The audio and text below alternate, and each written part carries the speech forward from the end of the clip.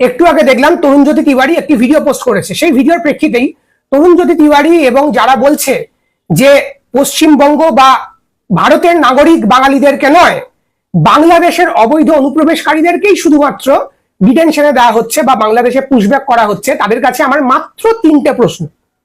প্রথম প্রশ্ন হচ্ছে যে যদি সত্যিই তারা প্রত্যেকে বাংলাদেশের অবৈধ অনুপ্রবেশকারী হয়ে থাকে, তাহলে উকিল মুভ করার পরে কিভাবে তারা ডিটেনশন থেকে ছাড়া পাচ্ছে?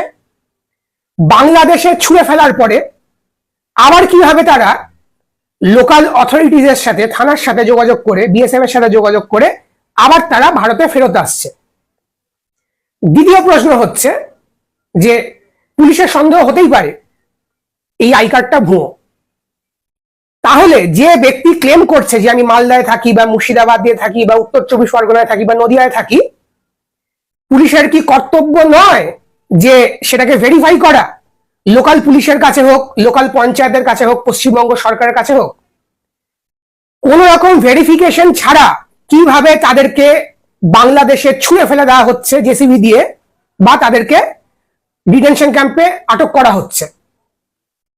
আমার তৃতীয় প্রশ্ন হচ্ছে, কোন সাহসে ভারতের একজন নাগরিককে ডিটেনশন ক্যাম্পে ঢুকিয়ে রাখা যায় বা অত্যাচার করে বন্দুকের নলের ডগায় তাকে বাংলাদেশে পুশব্যাক করে দেওয়া যায়, জেসিবি দিয়ে কাঁটাটার উপর দিয়ে ছুঁড়ে ফেলা যায় বা সমুদ্র থেকে জলে ফেলে দেওয়া যায়, দিয়ে বলতে হয় যে সাঁতরে চলে যা, পেছনে ঘুরলে গুলি করে দেবো?